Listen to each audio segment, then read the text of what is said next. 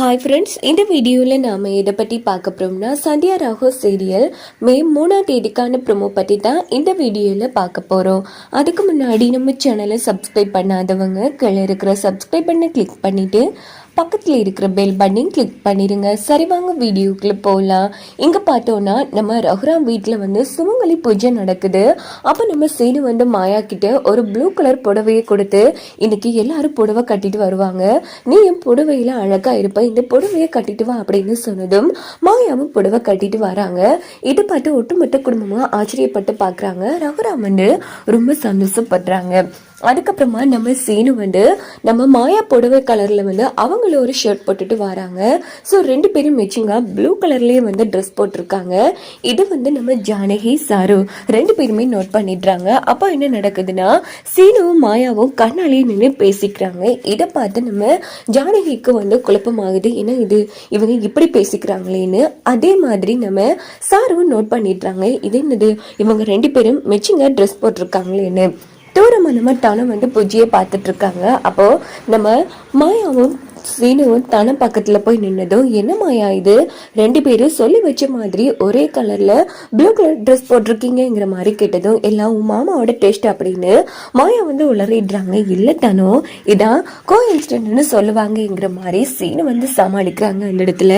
ஓஹோ அப்படியாங்கிற மாதிரி சொன்னதும் நம்ம சாருவுக்கு சீனு மாயா மேலவே கண்ணா இருக்கு. அவங்க ஒரு பக்கம் பார்த்துட்டு என்ன இது இவங்க ரெண்டு பேரும் ஒரே கலர் ட்ரெஸ் போட்டிருக்காங்க, கண்ணாலேயே பேசிக்கிறாங்க, இப்ப இவ்வளவு நெருக்கமா இருக்காங்க, ஏதோ தப்பா இருக்கு, இது சரியில்லை, ஃபர்ஸ்ட் இது என்னன்னு நாம கண்டுபிடிக்கணும்ங்கிற மாதிரி சாரு யோசிக்கிறாங்க. இங்க பார்த்தோம்னா கல்யாணம் பண்ணி எல்லாருமே சுமங்கலி பூஜை இருப்பாங்க.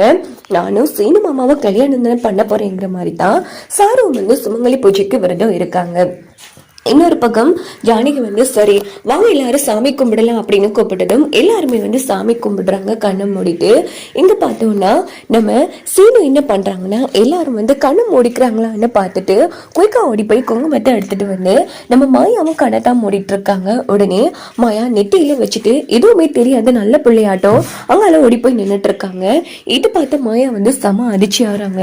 சரி என்ன காரியம் பண்ணிருக்குங்கிற மாதிரி மாயா அந்த இடத்துல முணுமுடுத்ததும் நம்ம சீனு ரொம்ப தைரியமா கண்ணை காமிக்கிறாங்க. இதை நம்ம ஜானகி நோட் பண்ணிடுறாங்க. கடவுளே, இங்க என்ன நடக்குது எனக்கு ஒண்ணும் புரியல, என்னோட கண்ணுக்கு தான் எல்லாம் தப்பா தெரியுதா இல்ல இது என்ன பாது, அப்போ அந்த அம்மன் சொன்னது இதுதானா என்கிற மாதிரி ஜானகி ரொம்ப பதட்டப்படுறாங்க.